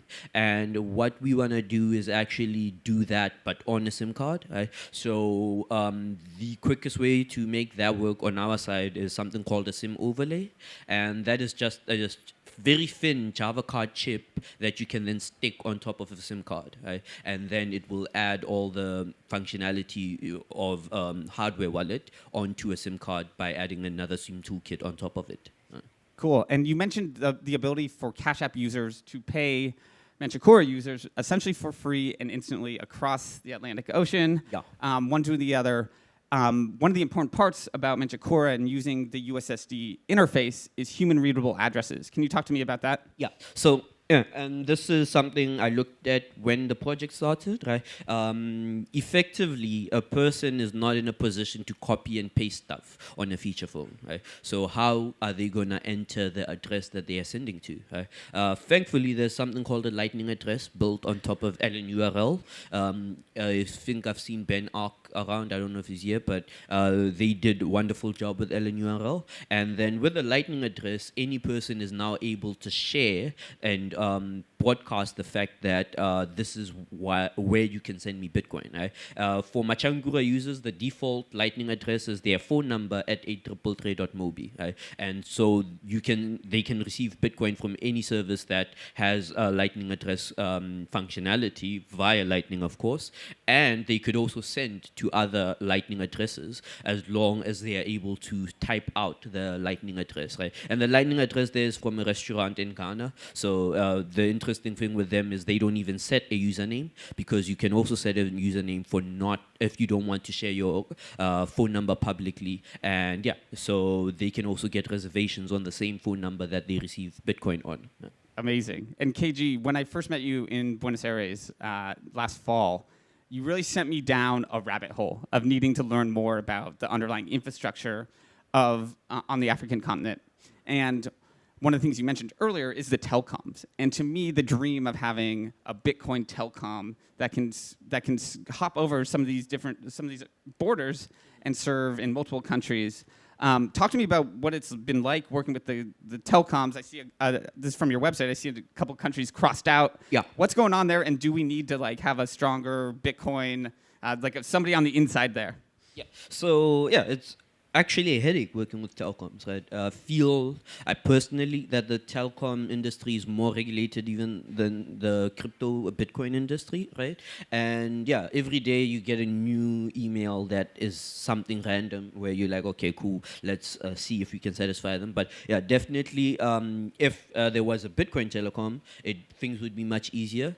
You could even deploy the USSD service in the self-custodial fashion, because the telecom would be in control of the SIM card and the private keys on the SIM card, right? And yeah, so each country effectively then requires you to be a locally registered company if you want to do anything telecom related, unless you can find a service provider to work with, and we're working with Africa's Talking and Pattern Matched. So yeah, but we're going to come back in both Tanzania and Uganda very soon. So yeah. Amazing. Resiliency is a necessary quality in this industry, and you've been showing it over the last few months. Talk to us about the use cases that we're seeing from customers right now. How are they onboarding? What are they using the Bitcoin for? Yeah. And yeah, besides receiving it from a Cash App or any other user, what are other ways for them to acquire Bitcoin into Manchikura? Cool. Yeah. So the first issue is, of course, they cannot use an exchange since they don't have an internet-connected device, right? So how do they acquire their Bitcoin? Luckily for us, Esteco has been around for the past decade or so, right? And if you do not know what Esteco does, Esteco effectively sells Bitcoin vouchers, right? And you can go to the corner store, buy yourself a voucher with cash, and then with Machangura, you can just dial out the voucher number. And I think there's a slide for that as well. I don't know if that would be the next slide or something. Right? Oh yeah, so there it is right there, right? So a person walks to a corner store and gets that receipt printed out, and then the 16-digit code there is what they type out on the USSD menu, and then they are able to redeem that for Bitcoin. And what we just do is do the redemption on the back end. And fun fact, Sticker also uses LNURL, right? So it kind of made the integration very simple. So yeah. And in a world where mobile money is so prevalent and used in so much of the economy, how do we get increasing interoperability between Bitcoin and mobile money and Lightning as a bridge in between? Do you have any plans or thoughts on that? Yeah. Personally, I won't do it. There's many ways to do it, but I feel you are adding somebody else that you have to ask approval from, right? And it's a headache and a half. And over time, this is not, fun fact, this is not the first USSD Bitcoin wallet, right? In 2013, there was another one called Capucha that did have a mobile money integration, right? And the day they got their mobile money integration shut down was the day they decided, oh, there's no value in providing a Bitcoin wallet over USSD. And yeah, so I feel like the value of having a Bitcoin wallet over USSD outtrumps even the ease of use or convenience of having a mobile money integration. And recently, there's been talk of the potential upside of having or implementations of stablecoins on the Lightning Network. Is that something that you could facilitate, whether with RGB or Lightning Labs' recent thing that they announced and are releasing soon, hopefully? What are your thoughts on that? Or are we fully focused on bringing Bitcoin to the continent? Yeah, for us, it's just Bitcoin, right?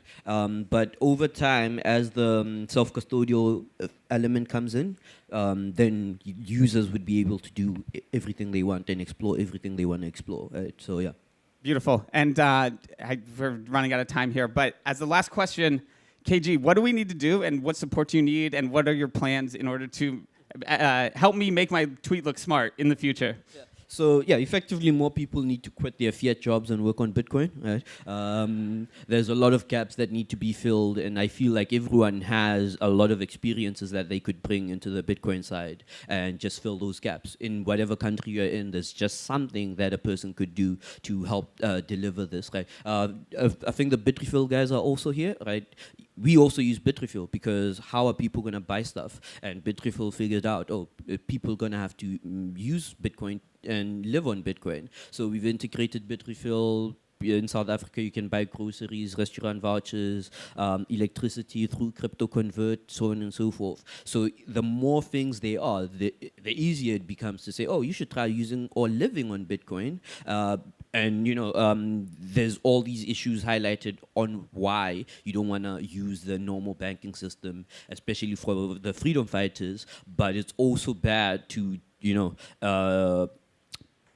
take somebody, what do they say, out of the frying pan and into the fire, So if there's no ways for people to use or spend Bitcoin, what are we then selling to them, right? So Nigeria versus Canada in terms of the protests that they had. And I think earlier somebody was talking about how they were using Bitcoin in the Nigerian protests. I don't know and SARS, right? Yeah, and for the NSARS protest. And I don't know if anyone talked about how Bitcoin was used in the Canadian truckers protest or what went wrong in that regard. Right? So the more people use Bitcoin, the better things become. And yeah, so quit your jobs and work on Bitcoin. A rising tide lifts all boats. And so I just want to say the proudest work of my life is getting to work with folks like KG and the activists that I get to work with via Alex and HRF. And it's such an honor to be here. Thank you for having us. And we still have 2 minutes. So any questions from the audience? We still have 2 minutes.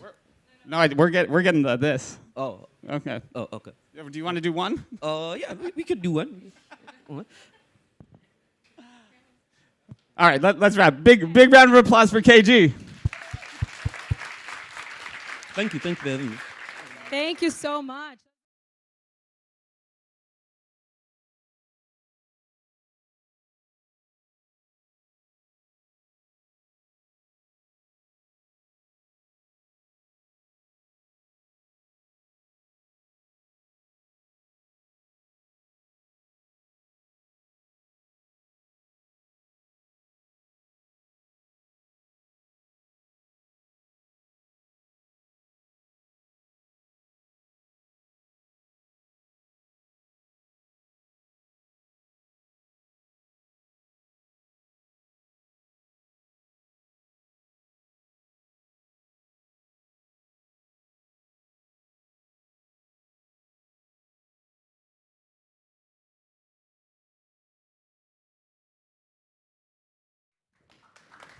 You can have this one.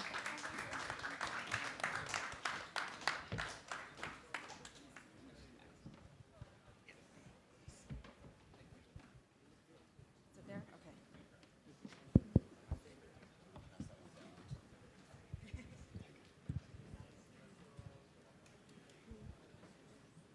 Hello, hello. I guess I start. Really honored to be here and excited to be here to talk about development. Maybe let's start with introductions. I am one of the maintainers of Bitcoin Core. We need more, I firmly believe we need more developers, and we need more developers that understand the unique challenges that people have around the world to have one currency for everybody. And I'm here today to learn more about how we can get more people working on Bitcoin and building the solutions that people need around the world. Do you want to go next, Femi? Okay. Hi, everyone. My name is Femi. I'm CEO of Kala. Kala is a program that helps existing software developers in Africa transition into building for Bitcoin and Lightning. We're in our second year, have a 6-month fellowship where we introduce and help African software developers build proof of work in Bitcoin development, help them build projects, contribute to open source, write technical articles so they can communicate their ideas, basically immerse in Bitcoin development with the hope that we can then help them transition into jobs in Bitcoin. And hopefully in the future, get them building companies that help customize Bitcoin for the African continent. Hi everyone, my name is Ojama Ochai. I'm based in Lagos, in Nigeria, the best city in the world. Thank you. Thank you. I'm on the board of B-Trust. B-Trust is an endowment, was started by an endowment from Jack Dorsey and Jay-Z to support open source Bitcoin development in the global south, initially in Africa. And essentially what we do in a nutshell is locate, educate, and remunerate open source developers that live initially in Africa, but the intention is that we will work all across the global south where there's underrepresentation in that Bitcoin open source ecosystem. Good to be here. Hi, everybody. Hello, everybody. My name is Noeline Sumba. I work majorly with Machankura, but since KG has been before me, my boss, I'm here at the capacity of Exonumia, and Exonumia carries out translation of Bitcoin content into African languages. I'm passionate about Bitcoin and Bitcoin education, so I carry out education, not just in terms of translation of books, but also through social media, and I also conduct person-to-person education, and I'm glad to be here today. Thank you. Great. So it seems like we are encompassing kind of a pipeline from, let's say, level 0 to level 1 of first learning what Bitcoin is and how it works, all the way up to doing protocol development with Kala. And that's it's very difficult to kind of take someone from level 0 all the way to protocol development. So what's kind of your approach, and like where do you see yourself in that pipeline? Do you specialize in a particular area, or like where do you see yourself? Maybe let's start with Nolene. Okay, so in terms of, we're talking about the pipeline.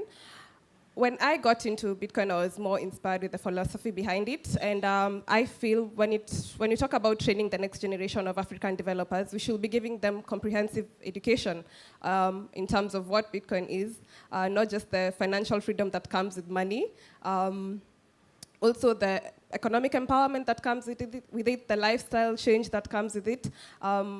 Terms like low-term preference in terms of taking care of your health, in terms of just basically taking care of yourself are some of the things that really inspired me to get the education to people. So when you talk about the training, I find that most of the developers tend to have a fiat mentality. They chase the profits that come, and so when they develop something, is it really relevant for the African market? Are we developing products that are going to solve the problems that we have in Africa in terms of remittance and cross-border transaction? I don't want to get into like the ordinals debate. You can do whatever it is that you want. It's a free market. But we prefer having products that reach the people. Let's get to the grassroots. Let's be able to understand what the people need, products that they can be able to use in a daily basis. So that's what I can be able to talk in terms of that. Yeah. Thanks. From my perspective, if we take it back to why is Bitcoin important in an African context, I think for me that's the starting point before we even get to why we're training developers. And it has been talked about a lot already. But I like to think of it as a broader conversation when we think about freedom. It's freedom from the tyranny of our governments. It's also freedom from a global north-led financial system that has disadvantaged Africa for hundreds of years, whether you're talking about slavery or colonialism or the current system where it appears to be an equal playing field, but it's not, it's rigged against us. I feel like if Bitcoin provides a solution, then it cannot be a solution that has been given to Africa. It has to be a solution that has been built by Africa, for Africa. And so if we're going to build our own solutions and not stick in that loop of somebody else always coming to build a well or build a school, which is, I don't want to say nice, it is what it is. If we don't want to fall into that loop, then we have to be empowered to build our own solutions. And so who's going to build those solutions? And I feel like, for me, that's where the education comes in. If we cannot use the thing, if we cannot build on top of the thing, then we're falling into that same loop of saviors coming to do it again for us. And so for me, it's critical that the education of Bitcoin developers is part of a broader ecosystem of education about what Bitcoin can do for Africans and how Africans can build those solutions for themselves. Obviously with global collaboration, but for me the key thing here is about agency. We have to be in a position where as Africans, individuals or groups, we have the ability to make decisions about things that affect us. And that ability is a combination of awareness, is a combination of skills, capacity, and an ecosystem of support. So in terms of where I think B-Trust sits in this cycle, we've put it into sort of 3 buckets, as I mentioned before, locating them, right? Where are they? And so it's determining where is the likely pathway through which these developers will emerge, right? And so it's finding those communities and orange pilling them to death and getting them to believe in Bitcoin and what Bitcoin can do, and then educating them and supporting them to develop the capabilities that they need to engage and build and interact with it, and then making it worth their time, right? Nothing says that if you're saving Africa, you should be poor, right? And so we remunerate them so that we make it worth their while to actually build the solutions that we need. So that's where I see B-Trust in this sort of pipeline and the journey. Thanks.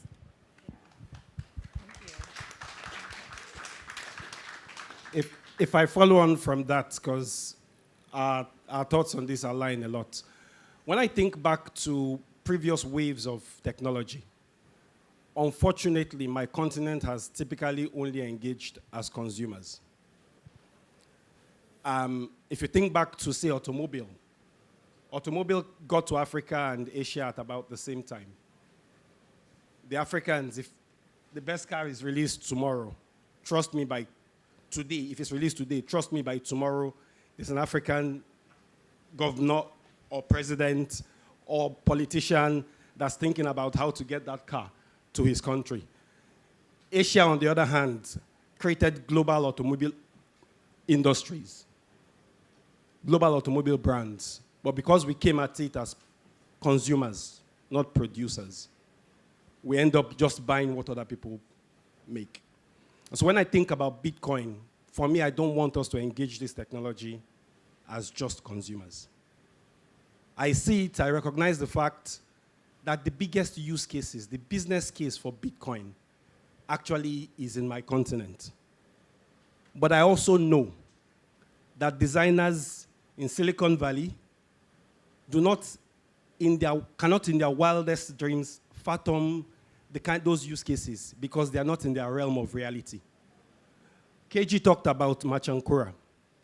It's out of the realm of reality of a typical engineer in Silicon Valley that people don't have smartphones, that people use USSD. What is USSD? But for us, it's a part of, we have, and I tell my engineers, we have something that is powerful that we don't recognize, which is problems. Lots and lots and lots of big, massive, hairy problems. But we need people who can who have the capability, first to spot those problems and see them as opportunities, but that can actually execute solutions to those problems. And that's why we do what we do. Now, in the last I've worked with startups and developers over the last 15 years. And I know in the last 10 years, there's been lots of drives to get Africans building software, typically generic, either mobile apps, web apps. For Bitcoin, our starting point is rather than, like you said, it's hard technology. So rather than start by teaching people how to code and then code Bitcoin, we've thought perhaps we can find people who already know how to code and get them to know how to build on Bitcoin. We have an interesting program. Our selection process is an education. So we get the developer, we get someone apply for the program, they do a code challenge. If they pass the code challenge, which tells us at least they have basic foundations in software development. Then they do 6 weeks of mastering Bitcoin. Peer-to-peer learning. You read material, you come together once a week to discuss it. Because we believe we want them in a self-directed mode. There's no presentations. All the information is out there on the web. We curate it, create those environments for them to work together. And assess them on a few things. What's your proof of work? How prepared were you? How are you engaging in the group? People who successfully scale through that, we then take them to the next stage, which is a bit deeper. Introduction to Bitcoin protocol development. 5 weeks. Again, self-study, discuss with others. They're already starting to build community. By the way, each of these has a facilitator in there, which from halfway through our first cohort last year, the people who were going through that cohort became the facilitators.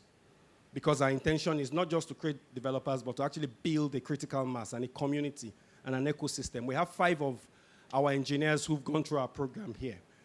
Now, if they get through that stage, then we do one-on-one interviews and then take them into the main building part, which is 5 months or 6 months.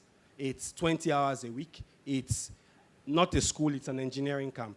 They have daily stand-ups. They're working on projects. They have 2 Bitcoin core developers, 1 L&D developer, and thankfully for our second cohort, someone who went through the program last year. And they're working with them.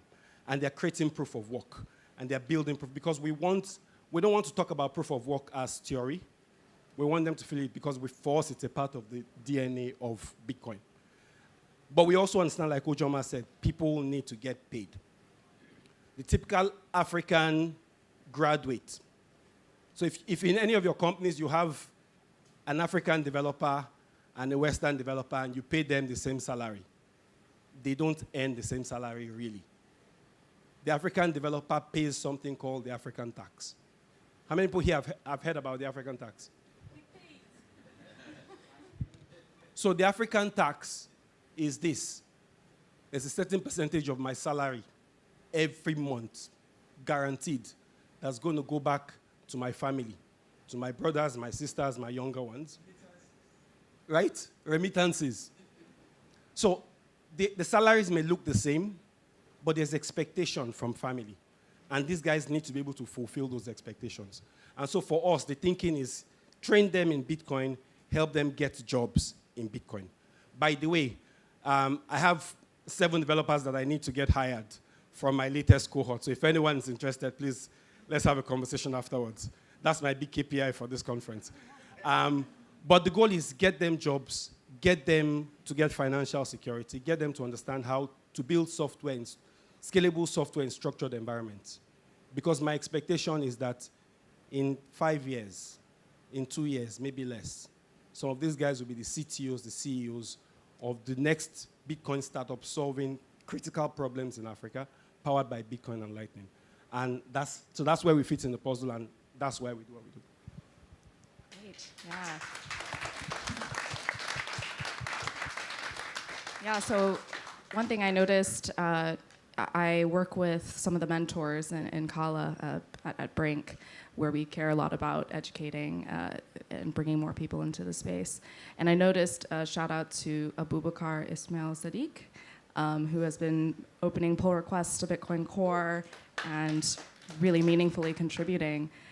So this is a really, really great program. And one thing that I'm taking away from this is there are many components of building these programs. There's the money, but it's not just about the money. It's also like having a really well thought out process of proof of work, like you said, like going through protocol development and interviews and matching them with mentors.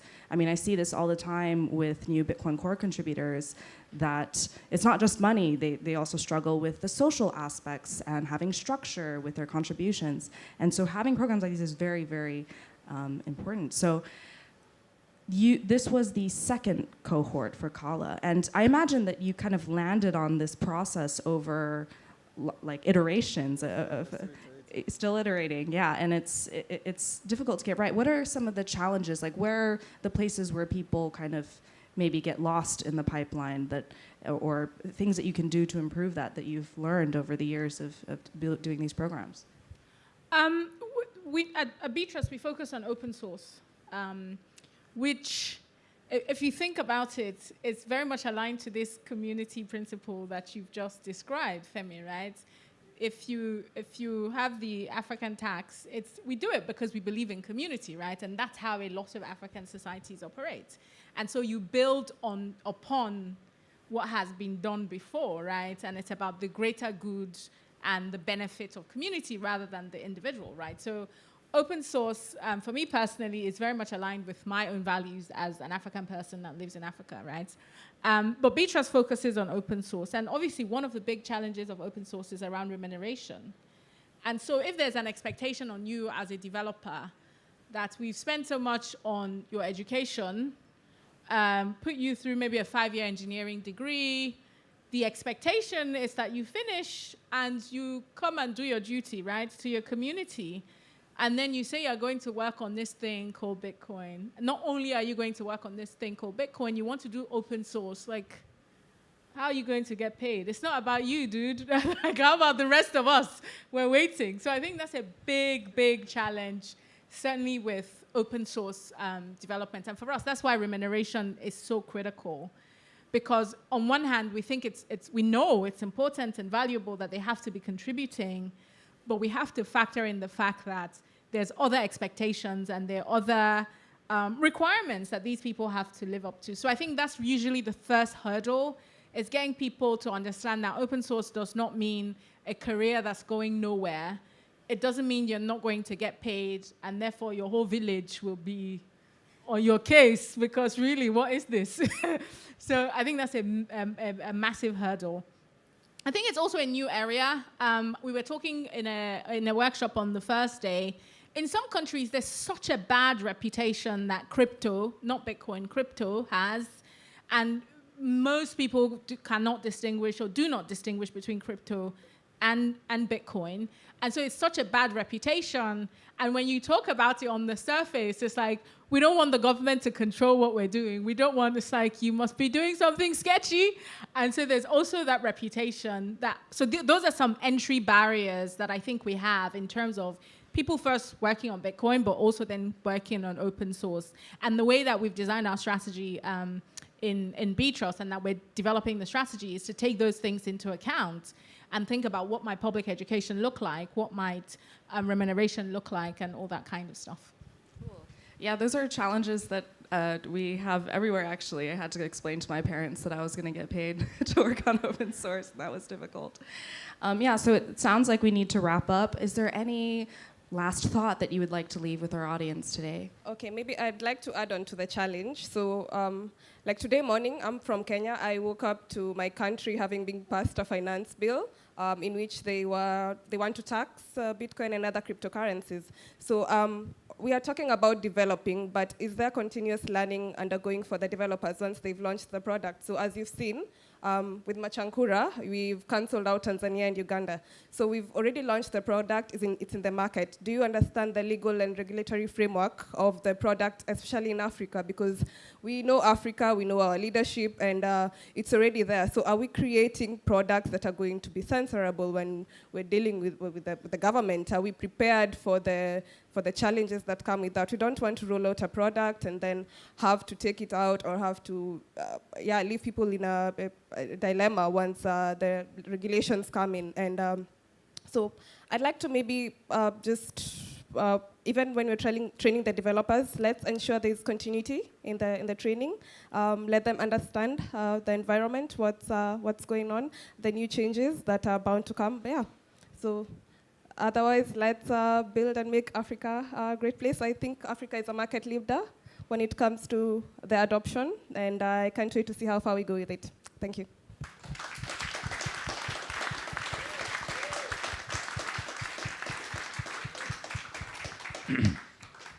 Thank you, everyone. That was great. Thank you, Gloria, for moderating. I'm going to invite Femi to stay up on stage for just 1 second. Do you want to go to the next slide?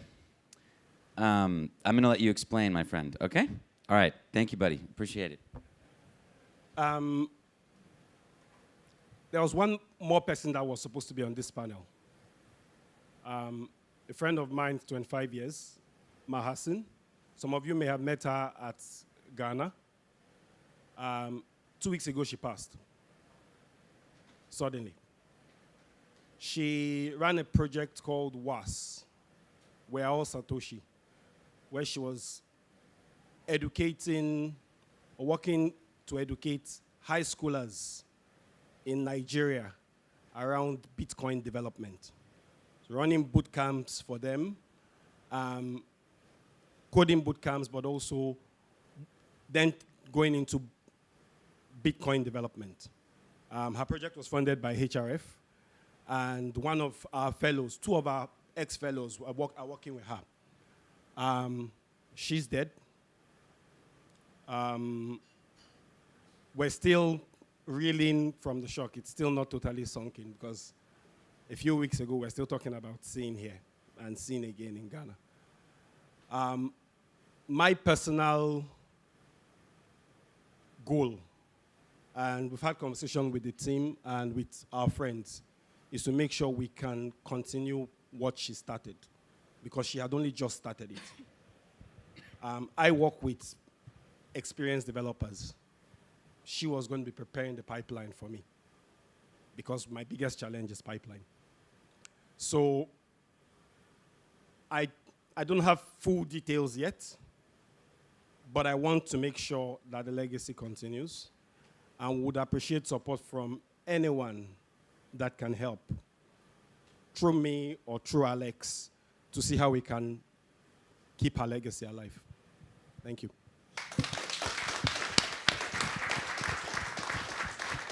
Thank you, Femi. Yeah, so we're committed to continuing to support WAS in whatever form it takes, and whatever needs to be done. Let's grow the pipeline in her legacy, and I just wanted to make sure we got to talk about her here, because she was remarkable. I met her, and we were so excited for her to come here. She had so much energy, and it was obviously such a shock. So let's try to make the world that she wanted. We're going to do another slide, folks, for someone who's thankfully still with us, but I just wanted to give a shout out to Zia. Zia is a tireless Bitcoin educator inside Iran. He's someone I've learned a lot from. He's very technical. He's very focused on teaching. He actually runs a pretty amazing number of educational platforms in Iran. He has thousands and thousands of followers. He's educated thousands and thousands of Iranian women and men about how to use Bitcoin. And Zia, last summer, at the end of the summer, the revolution broke out in Iran. The women's revolution broke out, and he, as far as I know, I know somewhat of what happened, but I'm going to skim over some details. But you know, he mentioned to me when I interviewed him 2 years earlier that he really thought that Bitcoin was a tool for women in Iran. That's what motivated him. So I can only speculate that he was supportive of some way of what was happening. Regardless, to say he was detained, and we didn't know what happened. I was in touch with his friends, and you know, for 2 months we didn't know what happened. Again, without going into details, he was released. He's free, which is great. He's in Iran. He's keeping a low profile. He continues to do the important work he's doing. He thought it would be best if I just kind of gave a shout out to him. At some point in the future, I'm sure you'll hear more from Zia, but he's this total hero. So just wanted to give a shout out to him, and let's give a round of applause for Zia.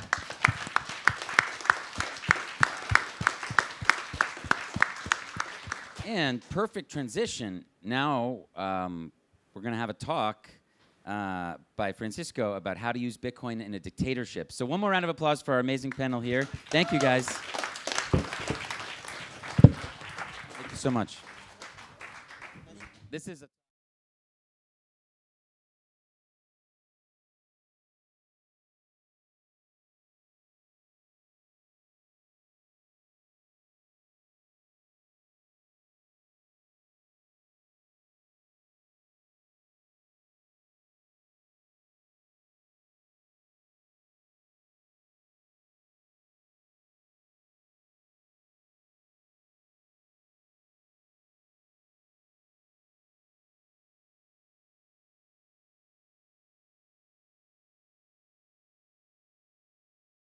TV. It was a free media outlet that was being shut down in Venezuela back in 2006 and 2007, and it was, you know, the beginning of the end for Venezuelan civil society. And what has happened there has obviously been completely tragic, and you know, Leopoldo Lopez is here and so many others, but some of the best and brightest people in Venezuela have been disappeared, are in prison. The country is obviously struggling economically. It's the single largest source of refugees in the entire world, which is really shocking for people like Francisco, because when they were growing up, Venezuela was the place where you would go to as a refugee from the dictatorships in the south of Latin America. So we're here to like support you, learn from you, and we're just so grateful that you're here, and we're really excited about this talk. So let's give a huge round of applause for Francisco. Thank you. Hey, well, first of all, thank you, Alex, for inviting me, and thank you too, because your effort for trying to make the world knows about the importance of Bitcoin for humanity. So thank you very much. Okay, my name is Francisco Calderon. I'm a software developer. I born in Venezuela, and currently I'm living in Buenos Aires, Argentina. And I'm going to talk about some solutions I've been working on, and they are for being used on the entire world, but specifically I put some efforts and make it easier for people living under authoritarianism. So it's called, this presentation is how to use Bitcoin in a dictatorship. Okay, first, in countries where we are we are under repressive governments, and most of them use printing money to finance themselves. So people is trying to use another alternative like Bitcoin. So people always ask how they can get Bitcoin. But I was thinking there is some ways to get it, but for example, I'm just thinking about accept Bitcoin for goods and services, or ask your employer to pay you with Bitcoin. But this is not so easy when in your country not much people use Bitcoin. So we need to think new ways to allow people to use it.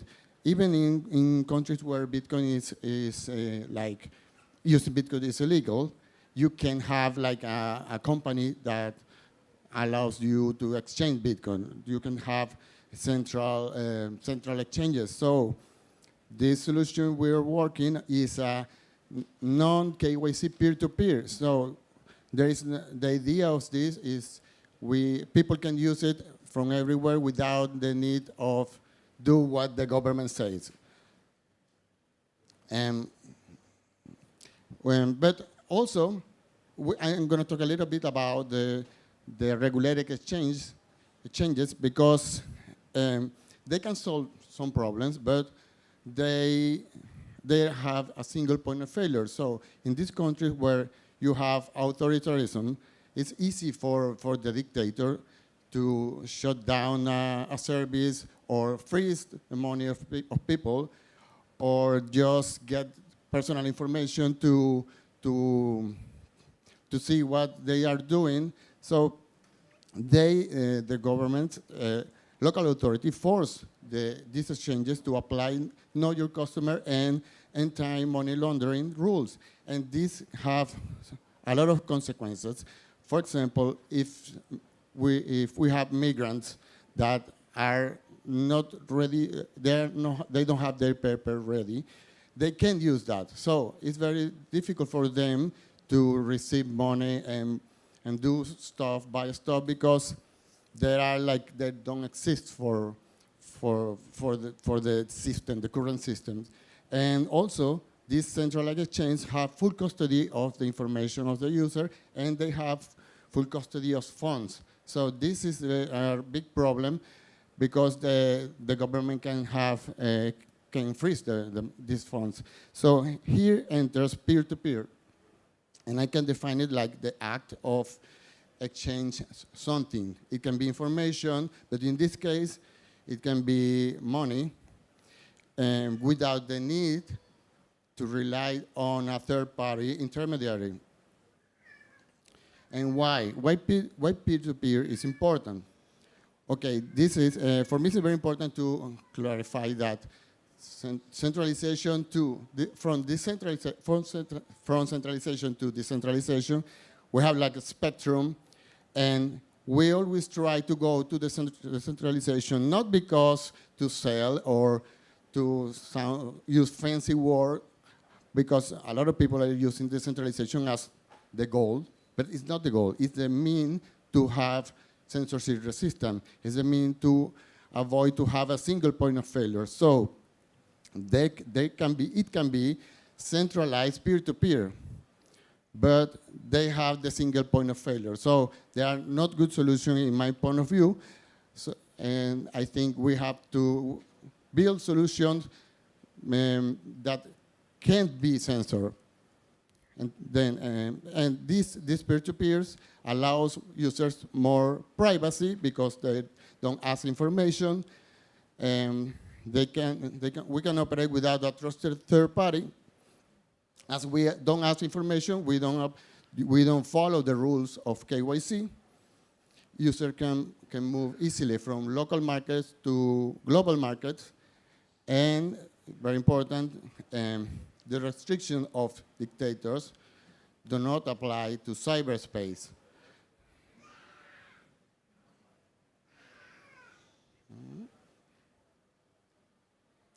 Okay, and I'm going to talk a little bit about Know Your Customer because I think it's important to respond to the people that tell that peer-to-peer is against citizen security, and they trying to target us, the people that promote peer-to-peer. So we need to talk a little bit about it. So I just looked this on internet, and at least this slide is a little bit objective, I'm sorry. So this, they say process is the process by which organizations identify and verify the identity of customers in a specific way, and according to the regulations that affect their sector. Sounds good, right? And for this, the user is forced to give their information, sensitive information, and the company has to keep it safe. And this information can be requested by the government or the dictator. It's the same. And this prevents users from doing money laundering, corruption, terrorist financing, and other types of illegitimate activities. So if that is that good, why we want peer-to-peer without KYC? First, I think monthly or each 2 months maybe, we hear some leak of information on some exchange or maybe a hardware wallet, or it's happening a lot, or maybe people inside, maybe a hack, or maybe someone that works inside the company, and this is, 2 minutes, what? This is very, very difficult it's very dangerous for people living in the third world countries, even in first world country. And also, 72% of people in the world live under authoritarianism, and that is 4.9 billion. So I just put some screenshot. And let's talk about money laundering. We can see here, for example, Venezuela ex-treasurer got $1 billion of bribe and moved it to HSBC in Switzerland, and he wasn't using Bitcoin. Same with the Mexican drug cartel, and it was using HSBC. Nobody was in jail. And the vast majority of users who use this type of peer-to-peer are third world users trying to escape inflation and use sending and receiving remittances. And getting Bitcoin from a peer-to-peer exchange, I'm proposing LN peer-to-peer bot and Monstro. I'm going to talk very fast about it because I don't have much time.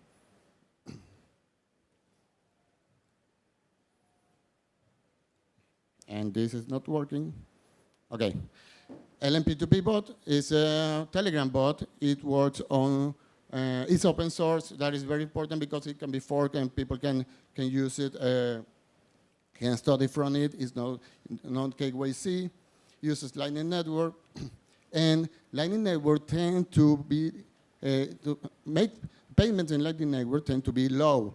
So this is also good for us because the average of payments on LNP2P bot are like 200,000 satoshis, which is more or less $50. So it's going to be very easy for a drug cartel to launder $1 million. So it's good for us. And what makes this bot different? For me, it reestablished the peer-to-peer nature of Bitcoin. I'm going to pass it. It's OK? Oh, nice. I have more time. OK. And I'm going to talk about communities. I'm going to come back because I have 4 minutes. OK, we don't have internet wallet. That is very important because if the bot is get hacked or I don't know what anything can happen, people are not going to lose their money. And maintains privacy. We don't say store data of users, and allows users to create self-managed local communities. I'm going to talk a little bit about communities. And what are communities? Well, a lot of people started to ask me if they want to use the bot, the Telegram bot, in for their own currency. And I created as a way they can use it in a local community. There is a lot of community from around the world, and it's like a small company because they earn fees from the fee that the bot charges to the seller. So they are getting a part of that, a 35% of that, and they are financing themselves. And we have like 40 communities, and I just put the first and the most active, let's say. I put first the Cuban community. It's very important for me that they are very organized. I have to mention them because they are very organized. They are creating documentation. They are helping people, teaching people how to use Bitcoin, how to use the bot, because there is a lot of Cubans that needs to send remittances to the country. And there are a lot of Cubans don't want the Cuban peso. So it's a win-win. The same thing with Venezuela. I send money to my family using the bot, and I need bolivares they use it, and the people inside Venezuela, they want satoshis. Same thing. I really like that people take the logo of the bot and put their own flags and like appropriate it, because it's not mine. Since I put an open license, it's for everyone. It's for the people. And here is just a little bit of information about successful operation and a lot of operation from Colombia, Argentina, euros, Cuban peso, etc. And now, before I finish, I just want to mention that Telegram bot is very good because it can be censored by dictators, but it can be censored by Telegram. So before that happened, we don't know if it's that going to happen, but before that happened or not, but we already started to work on Monstro, which is a new version of this Telegram bot with the same properties. For example, open source is non-custodial, non-KYC, but the difference is on top of Nostr. We have more freedom because we can create our own clients. So Monstro is very, very like, I can say it's already done, but the clients are not done. We need help for people make clients like Android client, web clients, desktop clients. So, and we can start to test it on real life. And how can I collaborate? Or we need help. If you want to be part of this project, if you want to be part of this peaceful revolution, you can collaborate with us in many ways. You can help with translation to other languages, help with documentation. But if you're a developer, you can help us create client, finding bugs, or just reviewing whatever you feel comfortable doing. So there are issues created with the tag help wanted, and that's it. MC because it is not working very good.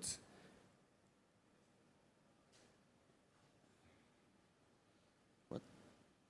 Okay, this is the website, Monster Network, and lmpwbot.com.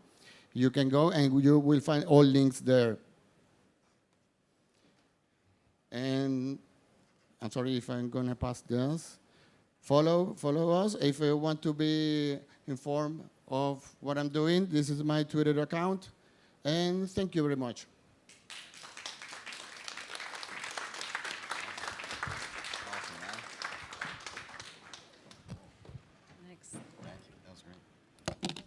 Okay, that was awesome.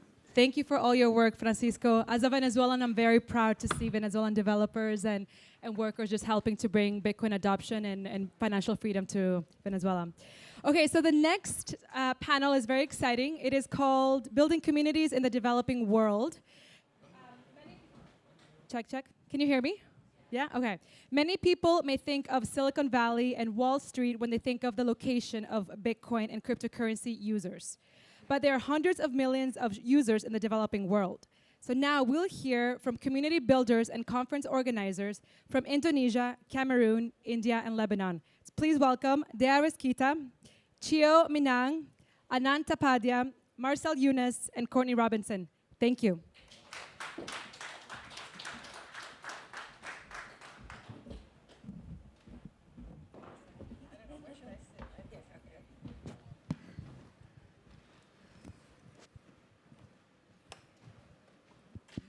Hello.